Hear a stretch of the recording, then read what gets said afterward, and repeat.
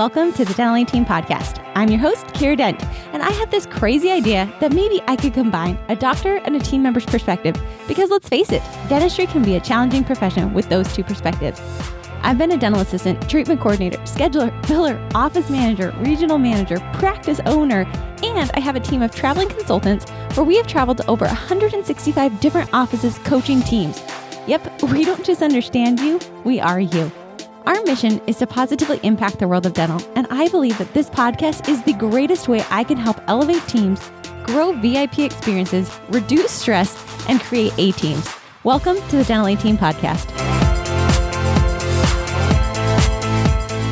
Hello, Dental Team listeners. This is Kiera, and you guys, I love podcasts where I get to bring on offices that I just think are fantastic. So this is an office that we have worked with in the Dental Team. Also, fun fact, he is in the smallest state in the entire United States. So you all know me and my state traveling. His state is one of my hardest states to get to every year because it's so tiny and it's so far away from me. But he's just one of the best people I've ever met. He's an incredible leader, incredible dentist, incredible just good human. So I'm so glad and so excited to welcome Dr. Nate Tillman to the show. How are you today, Nate? I am great. Thank you. I'm super excited to be here. As you know, I've been a fan of the podcast for, pretty much since you started. Thank you. And it's kind of surreal being on the podcast. So I appreciate the offer. Excited Totally. For this. Well, I love it. I love to, one, it's fun. Thank you for being a podcast fan. I mean, it's almost coming up on 3 years of the podcast since we created it. And I never would have thought that the podcast could connect me with such cool people. So one, thank you for being a podcast listener. And two, thanks for just being a rad person. I liked the podcast has become a fun passion project for me to meet people, to hear their stories. So I kind of alluded to it. You're also doing something similar to what Dr. Dave Mogadon, who was on the podcast, about those chart mergers and buyouts that's kind of helped with your growth. But kind of just tell the listeners like how you even got into dentistry and kind of what your growth trajectory has been, just so they kind of know as a background to today's podcast. Sure. Yeah, I'll try not to ramble too much about it, but I always wanted to do something in healthcare. My grandfather was a public health physician. It was a big inspiration for me. So I think it was midway through college, decided dentistry was going to be a really good fit, for a number of reasons. Went to University of Maryland for dental school. Loved it, decided to stay in general dentistry for all the variety of what we do. I was on a Navy scholarship, so I was able to spend the first 4 years as a practicing dentist in the Navy. 2 years I was on a ship as the only dentist. So those are really good. Didn't realize how helpful an experience that was for running an organization, even though it was an organization of 3. Yeah, but I also feel like let's just talk about the Navy real fast because I didn't know this about you. And my husband and I were literally talking probably 2 days ago. And he said, I don't think I ever could do the Navy. Put me on a ship with these people for so long and dump me in the middle of the ocean. Nowhere to go, no hiking. Yeah. What do you even do? How was that? I feel like more than anything, it would teach you mental stamina is what I think I would learn from being on the Navy. But how was it for you? Maybe you guys go swimming every day. I don't know. What do you do all day? Definitely not at all. So it was, the 2 years on the ship was it's a super unique experience. And we were a small ship, 400 sailors. We transported Marines. So I was responsible for, pretty much 400 patients. Wow. It was me, I had an administrative assistant, and I had 2 dental technicians that could do some basic hygiene, not a hygienist, but it was me. Wow. So having to learn managing supplies and, managing appointments and all of that stuff. But the unique thing as a dentist, and I mean, this is 1 year out of my GPR. So still I was safe, but didn't really know necessarily all what I was doing. But right. I learned to get myself out of jams because middle of the ocean, mid-procedure, I'm not going to be the guy calling a helicopter, back to let me out. So you got to work through it. So that'd be terrifying though, awesome because it's going to push your limits and you've got to just figure it out, which I think so many dentists, when they do own, they don't learn that stamina, that stress, hey, it's you, figure it out. But you're the odds are even stacked more. You're in the middle of the ocean. And I mean, it would have been a pretty cool story for me, maybe not for you to hear a helicopter had to come get a patient because you botched a root canal or something. You'd have to figure that out. But That does definitely Yeah. up your odds of intensity for sure, being out Yeah. there and nobody else is there to help you. You're the man. You got to figure it all out. Yeah, and I think it's, while it would have been nice to, if I'd had a situation like, if, where I had a mentor or another dentist I was working with, to be able to bail out, like it would have been helpful. But it really, it did. It gave me a lot of confidence, early on for like, I can work my way through this. And then also like what things I don't want to do, because I don't want to get stuck in that position again. Yeah, that's true. It's Yeah. real true. And yeah, while I didn't have to helicopter anybody out, one of the things I did do, and I don't think at the time nobody had ever really done it from a small ship, but there are even smaller ships around us, that there were 2 times where people had some dental emergencies that I was able to fly out to their ship and take care of them and come back. No way. Well, you do have like built-in planes. You could travel anywhere, so it's like quick, like fly you in. But that's crazy. Could you imagine? I can't even imagine the stress that those poor other dentists were feeling of like, we're in the middle of here. Like, what am I supposed to do? I guess call someone else. Like, so, I mean, we talk about dentistry, and I've said this so many times. Like, I feel like dental practices are like these solo islands out there. All y'all just kind of hang in your own area. You literally were in the middle of the ocean, flying solo. Yeah.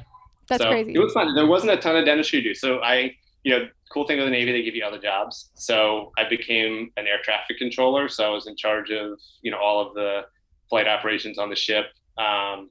So between that and dentistry, it kept me pretty busy. And then I played a lot of video games, I'm always wondering, I'm like, I would be pulling pranks. I mean, just throughout COVID, my husband, he makes fun of me. I feel like a roaming tiger in these 4 walls of our house. Like sometimes I'm like, just let me out of here. Like I can't even handle it. I'm like, I got to go for a run. I got to go for a hike.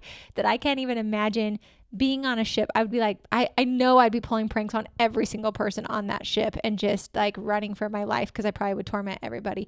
But air traffic control, that like you really went for all the things, Nate. Dentistry and air traffic controller, what don't they say those are the top 2 suicide jobs? Like you really went for the whole extreme there. Nice job. Well, that's why when they selected me to go to the school for air traffic control, I was like, what are you guys trying to tell me? Like, you already know I'm a dentist. Like, gosh, that's crazy. So you were in the Navy, and then you got out of the Navy. Did you go straight to private practice? Did you go and be an associate? Yeah, so I was an associate for a year, still in the Virginia Beach area, and then moved to Rhode Island. My wife we met in college. I'm 2 years older, so she was awesome for following me around. And then so when she was done with her residency, she's from New England, so that's where we looked up here. And I'll tell you, Virginia Beach area, super easy to get a job as an associate. Tons of positions around. I figured it'd be the same thing coming up here, and there was nothing.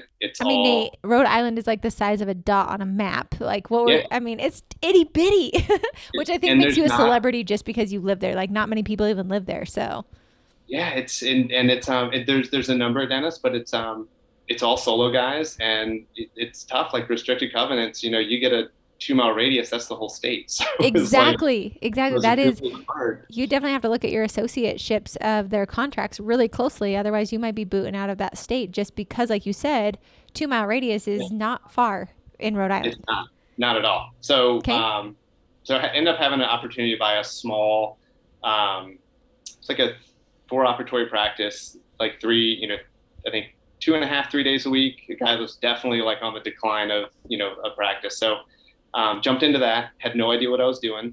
And then 6 months later, was approached by another dentist who was moving from the area. I think it was a family thing too. And he was having trouble getting somebody to buy his practice. Rhode Island, not many dentists moved to the state for a number of reasons. So again, I was still trying to figure out how I was paying my initial loan and how I was like running this practice or whatever. I was like, the opportunity to buy, to merge this, the patient base.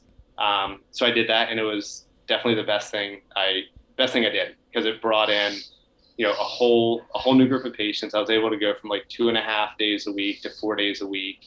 And then I was able to add another hygienist at the time. And, it wasn't super intentional, but like the growth was happening. It's just it fell in my lap. I was like, I'll do this. And looking back, it is where I realized what a good thing it was. For sure. And I hope people listening, I am a firm believer that opportunity doesn't always knock on the door and say, hey, I'm opportunity. Sometimes it looks like pure chaos. Sometimes it's stretching you beyond. Sometimes it's really just showing up. I remember the day that I was asked to work with DSI as a consultant. Guys, I had one consulting client before Mark asked me to be a consultant. And overnight, I had 45 clients in my lap. I didn't know what the heck I was doing. But I hope people listening realize, like, for you, you're struggling. You just bought your practice. Don't know what you're doing. Yes, you've had quite a bit of experience, but at the same time, running a practice is very different than being an associate, or I'm sure even in the Navy. And so now, and then, oh, hey, by the way, there's all this other patient base wanting to come in.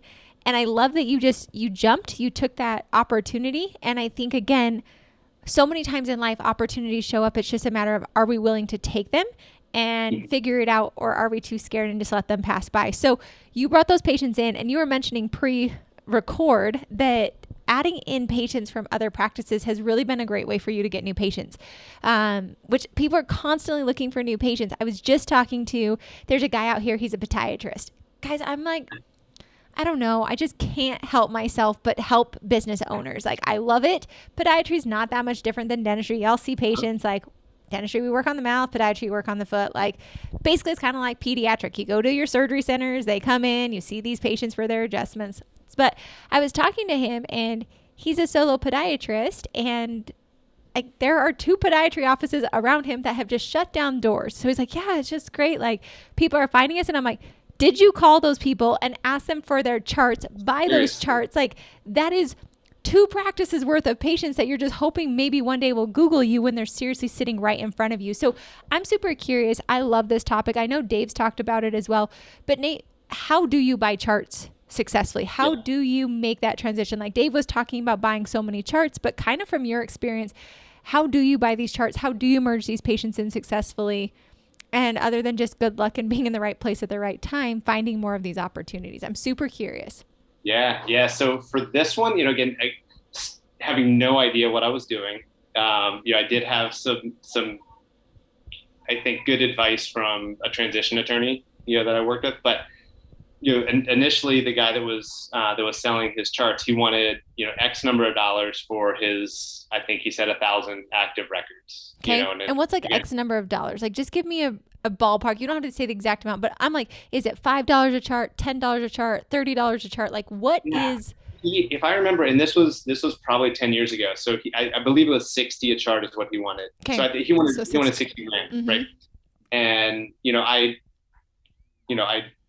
didn't, not knowing too much, I definitely knew that those 1,000 people were not going to come over, right? So I was worried about, like, what's the risk? Like, are 10 people going to come, or are 800 going to come? I have no idea. So, so the attorney I was talking to, he said he'd never done it this way. He said, but maybe what you want to do is offer a little bit more per record, but only for like a small percentage at first, and then keep track of it over time. So that's what I think I did. It was either 100 or 120 a chart, and I prepaid for like 300. Got it. But then for the next year, I kept track of all the, like, once I got above that 300, I kept track of it. So the nice thing is it limited my risk. It put more, I guess, importance or motivation on the seller to really, like, push his patients to come, because the more he would make more, the more people that came to see me. So it was a win-win that way. And it also, it let me kind of control the influx too, because I think if all of a sudden I was getting, 800 patients calling all at once, it'd be a little bit trickier, to merge those all in. So that worked out really well. And I'm just curious on that, because this is something else I've been really wondering, like, after talking to Dave, now meeting this podiatrist, guys, I love this type of stuff. This is cool business stuff that I feel a lot of people don't talk about. So I'm curious, how long was the arrangement? Was it like for a year that you would pay him? Was it for 5 years you'd pay the selling doctor? Because I'm curious, like, how is the motivation? And for me, as a business owner, I wouldn't want this to go on forever. I'd want like an end date of when I don't have to pay you $120 per patient. So how is that kind of arrangement set up? It was 9 months is what we had set. And I think it could work either, like, but I certainly wouldn't go more than a year, because it becomes a major pain. And then, honestly, for me, as I got close to that 9 months, we sort of started slowing down. Like, we strategically scheduled those last few patients in the 9 months, but I still had all the records. So that's what I was curious. So did you get all the records? So like, you paid this, all the charts come to you and then the other dentist has good faith that you're going to be honest, or do they Yeah. get access to it? Was that what it was? He could have, like, we had it written if he wanted to send somebody in to audit it, like absolutely he had access to do that. He just never did. Sure. And we had an initial wave of a lot of people, and then it slowed down a bit. And it's I think it ended up, maybe we got 450 out of that 1,000. It's pretty good. And it was close to that 9 months. We were getting close to like 400, and again, we slowed down a little bit, Sure. just to whatever. And then, but as soon as that 9 months hit, then we started remarketing to the people we hadn't seen yet. 100%. Because then it's like you've got basically 400 patients on recall that haven't been in. And so did you guys, when it happened, and of course you might say things you'd do differently or whatnot, but did you have that selling doctor send a letter to all of his patients like, hey, I'm no longer seeing it. Come see Nate. Like, he's fantastic. Or did you guys just pick up the phone and start calling these people? What was kind of the strategy of the how-to for you? Yes. So he we both wrote a joint letter. Okay. Which was good. And then I actually brought on he didn't have an office manager, but it was like his lead front desk, Smart. and scheduler. So we brought her on. She wasn't a great perfect culture fit, but Sure. she knew the patients. Exactly. And had a relationship. So that worked. I think she was with us for probably about the 9 months.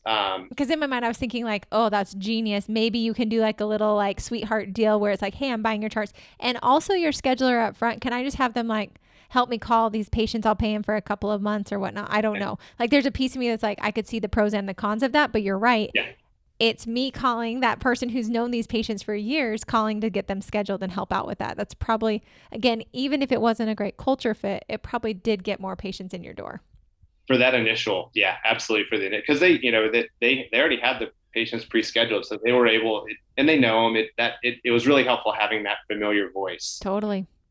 Yeah. Clever. Okay, so you went higher than what they're doing, which I tell everybody, I'm like, these people who are shutting their doors, pretty much any offer you give them is, don't be like a low ball and Sure. completely have it feel ridiculous, but they have no option to sell. There are no options for them to sell. They're not going to make any money.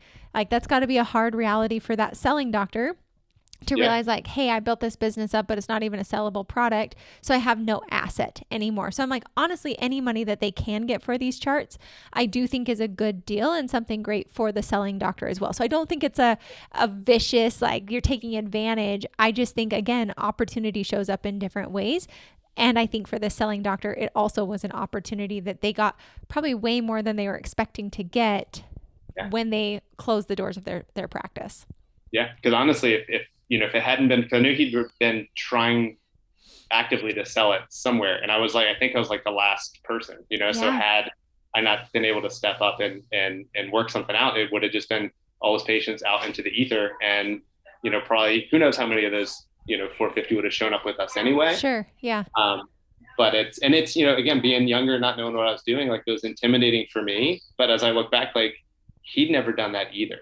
So it was it was new for both of us. Well, and also thinking about, I'm sure some listeners might think like, Nate, that's a bad deal though, spending $120 per patient chart.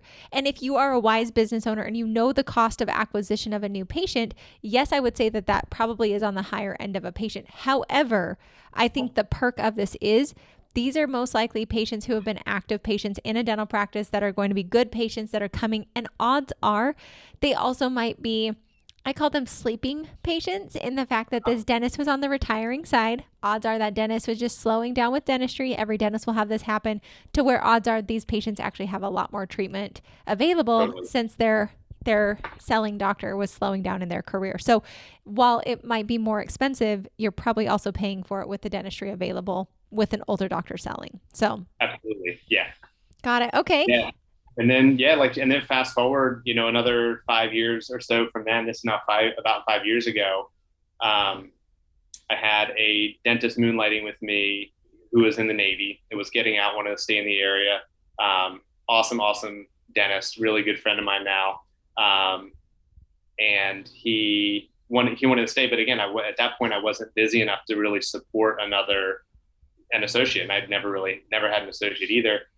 And again, opportunity I had. I was having, there was like a county dental society meeting. I was talking to a friend of mine as well, who was a little bit older dentist. And, she's like, oh, I'm thinking about slowing down. So maybe this guy could work for you for a couple days a week and me a couple days a week. And kind of light bulb went off my head. I was like, or I could buy your practice if you're open to it. And then you can slow down whatever you want as be an associate with me. And he could work at the two. Cause I kind of saw the writing, like the potential. If he did that, what happens if now he wants to buy that practice? And then it's, so that actually worked. You would be training up your competition. So good job on seeing that and not letting that happen. Yeah. And it worked, and that worked out great around again, just weird timing around the same as I was closing on that deal. One town over, there was a dentist who unfortunately had a terminal cancer and was looking for somebody to help take over his practice. So I was able to take over his patient base, which another bonus of being able to help get this new associate even busier. Totally. So really, your practice is a makeup of 4 practices. Did I count? And I had one more a little bit later. Okay, so so it was like five combined into 2 locations now. So clever. Yeah, I love it. Yeah, and with that one, I was able to bring one of the hygienists on board, which again, that familiar face, familiar voice, was big, and she's still with us, and she's awesome. So awesome. So that's been really good. Have you guys heard? But like, really, have you heard? And are you the type of person that loves to take massive action? Well, if you are, I would love to invite you to Dental Team's virtual summit, April 22nd through 23rd. And yes, right now, guys, it's early bird. That means it's $200 off the normal ticket price. You guys are going to learn how to optimize your practice this year. We know it's been a rough year. People have quit. We've had COVID. We've had changes. So we want to teach you guys how to optimize within your practice now and execute. Friday is full team. Saturday is all things leadership. So bring your team, get some CE, take massive action. Head on over to thedentalateam.com. Coupon code is Summit Early Bird, and it's valid until March 31st. That's Summit Early Bird, all one word, and it's valid until March 31st. So guys, head on over. I can't wait to have you take massive action, optimize your practice, and execute. Let's make 2022 your best year.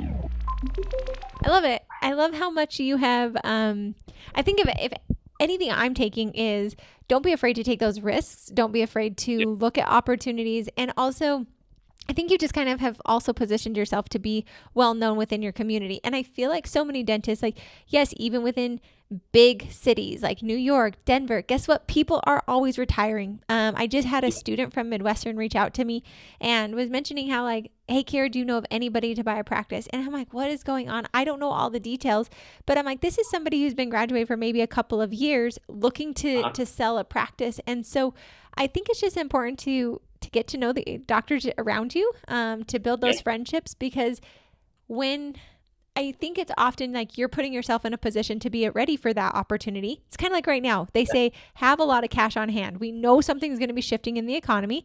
So just be ready for when opportunity is there. And I think getting to know your neighbors, getting to know those dentists, hey, great. You also, as a dentist, might need them as a resource in the future as well. So I think it can go both ways. But I love that you've done that. So now I'm curious, Nate, because I selfishly want to talk to you about this. You've got these 2 practices. You've got these dentists. Who knows, you're going to like probably add on like 4 more practices of charts in the next 5 years. I mean, based on your record, like let's just start piling them all on. You'll be the only dentist in Rhode Island. You're just going to outlast them all. But I know culture is something you and I off air. Nate is one of my favorite clients. I don't even come to your practice, Nate, and you and I will just chat business, talk shop. You are somebody that I will say publicly is someone who's just been a really great influence in my life. Periodically, you will just send me a random text of like, just tell me that we're doing a good thing. And I will say, and as an owner, those kudos and those like good vibes, they don't happen as often because you're the one who's giving all that out to your team and to your clients and to your patients. And so, Nate, I will say publicly, like how much you've just been an influence in my life as well. Something I just have appreciated with you as a client, as a friend, as a mentor. So I'm excited to chat. You've got all these things going. I know culture's been a piece that you and I both have been talking about of developing this culture. So kind of what spurred you into realizing you wanted to shift your culture of your practice? And then let's talk about the nitty gritty. But like, how did you as a business owner know you needed to do a shift within your culture? Because I think that that's humility. And I'm just curious, like, what tipped you off? How were you able as a dentist to own that you wanted to shift that? Yeah, I mean, I think for me, it was noticing, sort of the patterns over the years of just the ups and downs of culture, and it's, whether you call it the vibe or how everybody's getting along. And there, I mean, it's over the years, like we've had some pretty painful times and times where it's like nobody likes being here. Right. That's way better, in the last few years than it had been in the past. But and I was realizing like I didn't really know how to, I didn't realize that I could have influence on how to change that. It's, some of it, I'm not a confrontational person. I'm pretty laid back, and Sure. I want I want to be the one that's liked. I want to be everybody's friend. And it's hard. I mean, whatever, 13 years into practice ownership, and I still, struggle with that kind of not being able to be everybody's best friend. Like I actually am the boss, and like I have to own that. So Yeah. it's, again, I finally got like just really, it got so exhausting of the ups and downs of like, is this going to be a good month, or is this going to be a good, week, or who's going to be upset and all that. So that it's like, it's not just on me, but it's like, it's creating that environment that people, that people want to be here. People are happy, people playing well together. Right. And trying to manage all that. And it's, I certainly haven't figured it out completely, but it's, just trying to work on little things. Yeah. Well, and I love that you said that because instantly I'm like, ah, Nate, why didn't I even think about this? I know why you and I are good friends. We're eyes on the disc profile. We both love to be liked. We're both very outgoing. We're like, life at the party, have a good time, but we're also okay to like let other people be the life of the party. But just really that, and I do think a lot of dentists have that personality. I was thinking about dentists last night actually while I was falling asleep, and I'm like, gosh, you guys have to charm and dazzle and wow all day long. Like you walk in and you have to make friends quickly, and it's in an uncomfortable like, hey, let me like get real up and close and personal and like look in your mouth, and I gotta like win you over and make you like me and want to say yes to treatment. Like that's a lot of output of energy all day long for you guys. And so Yeah.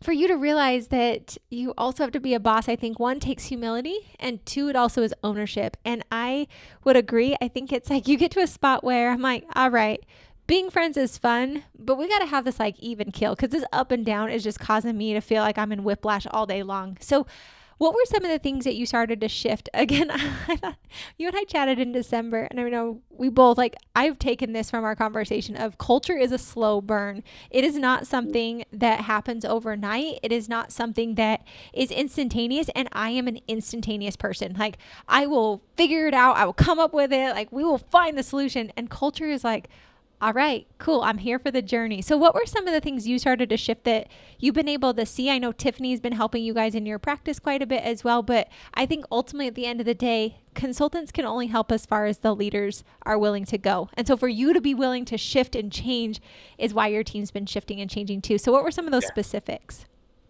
I would say the hardest thing for me, and I still like, it still gives me anxiety and trouble is having difficult conversations. And while, you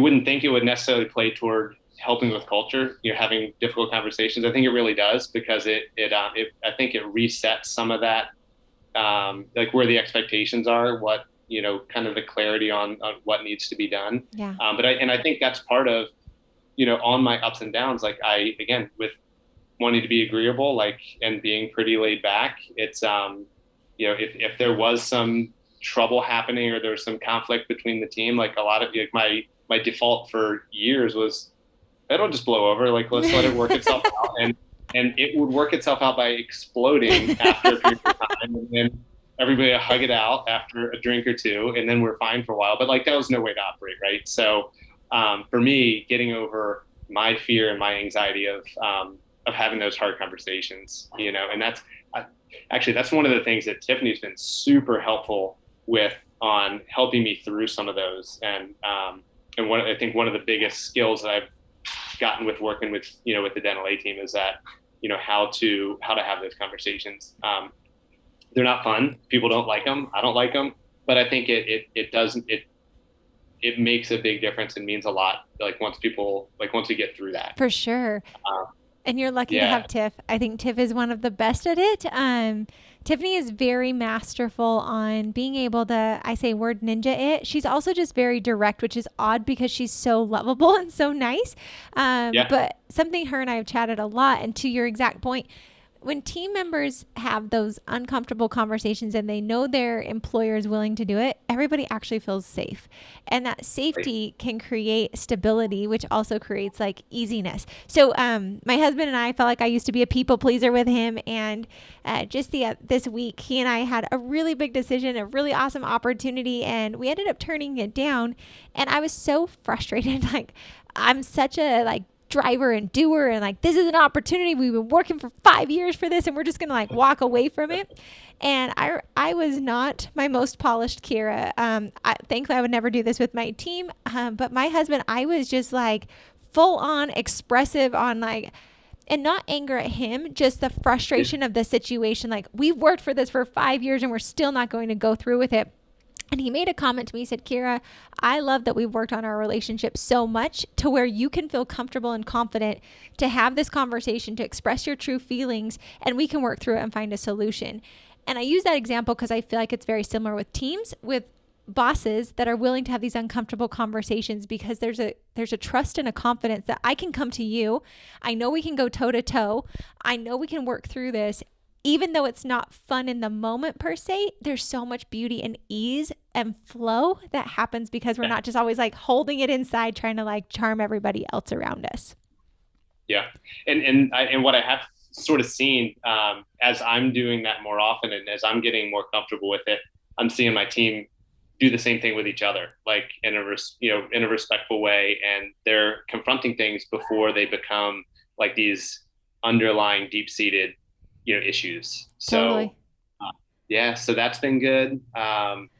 Working on gratitude is another big one. Yeah. Which is, it's funny. It's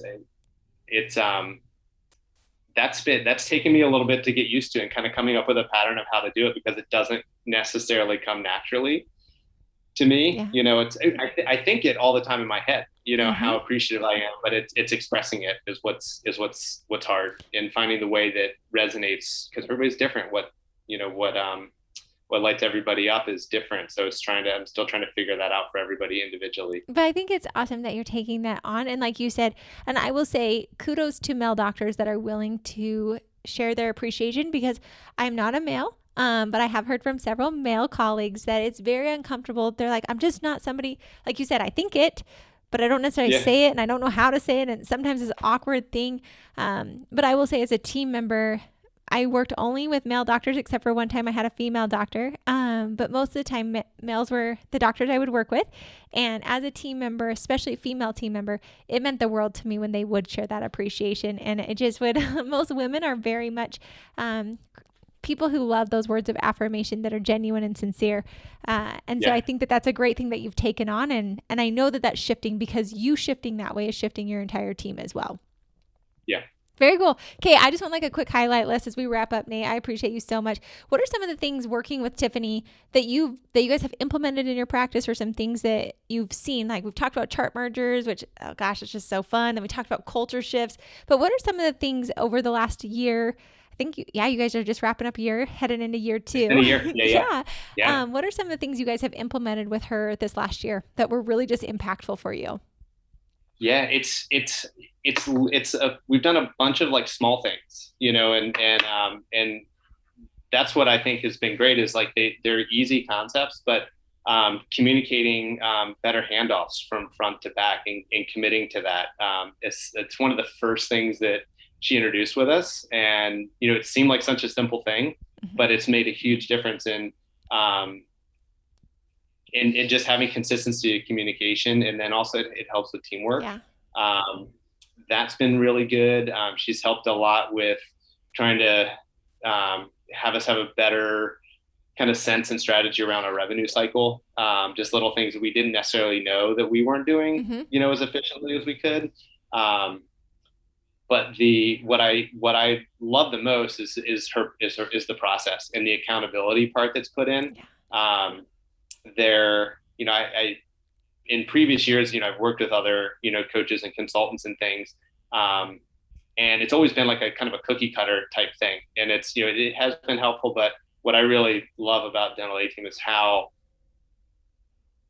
she's able to look and see exactly what it is that we do and how we do it and tailor those systems to us. But also that holding us accountable to do it. Like Yeah. we had a call this week, I think it was, and we've been, looking at an outsourcing thing and I think we've probably been talking about it for a month, 2 months or so. And it was kind of funny because she's like the sweetest person in the world, but she was like, all right, guys, I'm tired of talking about this. You're going to, by the end of, and we're going to make a decision on this. In my head, this was on Tuesday. I was like, all right, by the end of Thursday, we'll have this done. She's like, today, like, you're going to text me today that you've done this and tell me who you're going with. And I was like, all right. But sometimes that's the push we need, because we were stuck in this little cycle. Sure.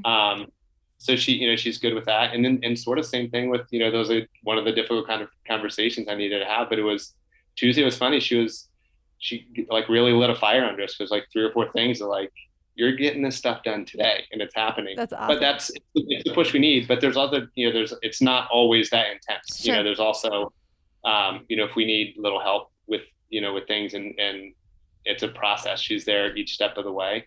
That's awesome. I love it. Well, and I think that the other go. Oh, sorry. No, go ahead. It's been really good that I haven't seen with anybody else I've worked with before is she's totally accessible to my team. And I have a couple of the people on my team who are like very growth mindset, growth oriented with us. And, I think they talk to her more than I realized. And it's one of like, I felt initially like when she, gave everybody her contact information, I was like, I don't know. I hope that doesn't get abused. And she's like, I love it. That's what I'm here for. And not knowing the specifics of what she's helping some people with, like I've had a couple people on my team that are like, it is so great to be able to reach out to Tiffany and get this advice on this. And she's helping them just as much as she's helping me. That's awesome. So good. That's huge. And I appreciate that, Nate, because one, it's fun to hear how our consultants are doing. And I love like a few pieces you said, which makes me happy because like as an owner, and I'm sure as dentists, we have this great vision of what we want our company to be, what we want our practice to be. And then to hear a patient experience, to hear a client experience, I'm like, we will never be cookie cutter. I refuse like forever because no practice is cookie cutter. So to hear that it's systems that are customized to you guys, where it's what's going to work with you. And also, like you said, that accountability, Tiff and I will say kudos to Tiff because at first, we were like, oh, how do you consult offices? And most of the time we'll just kind of go through with you, holding you accountable. But there are times when we will need to like laser in, lay it down and be like, guys, here's the reality. Just like a coach at the gym. I'm like, I don't want you like high-fiving me that was a great workout when my squats look terrible. Like tell me to get my booty down, get my back out, like make sure I'm actually doing the work if I'm going to put in the work. And so I love that she did that. And like you said, that is something that we are so pro. Having those team members elevate, rising them around you. That's something like I have a 3-prong approach, and it's making sure you are profitable as a business. Because if we're not profitable, fantastic. And to hear that Tiff is helping you guys with that revenue cycle, making sure that's there, the handoffs. But then also growing people themselves. So you with those hard conversations, you making sure, we were just talking, you're having time off and your whole team is like killing it and you're not even there, which is awesome.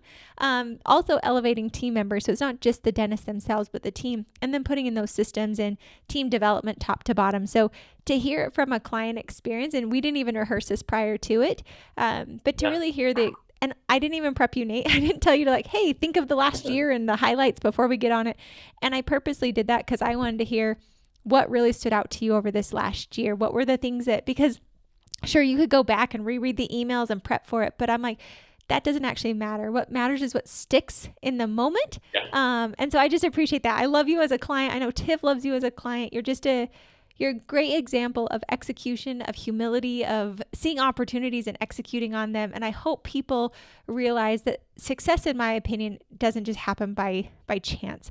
It is methodical. It is executed on. Sometimes you get sprinkled with that good luck charm, but I also think that good luck charm is only good luck if you actually execute on it. So Nate, you're just a dream. I love it. I love what you've done. I appreciate you being on the podcast. You're just such a happy human, and you're a great person who's doing great things in this world, and your team's super lucky to get to work with you and learn from you as well. Oh, thank you so much. And I feel so lucky to have come across the Dental A team, 3 years ago and gotten to know you, gotten to know your team and all that you brought, to me, my team, and my life. It's awesome. Totally. Well, it's, we said yes because you were in Rhode Island first. That was the first initial yes. And then, but no, yeah. I appreciate it, Nate. So guys, if you have questions on mergers or how to buy these charts, please reach out. We'll connect you in with Nate. And if his story and the successes he's had resonate with you, email us. We'd love to chat with you. hello@thedentalateam.com. And Nate, thanks for being here today. Thanks for just being a good human in this world. We need more people like you. So thanks for being here today. Thank you. Awesome, guys. All right. As always, thank you all for listening, and I'll catch you next time on the Dental A Team podcast. And that wraps it up for another episode of the Dental A Team podcast. Thank you so much for listening, and we'll talk to you next time.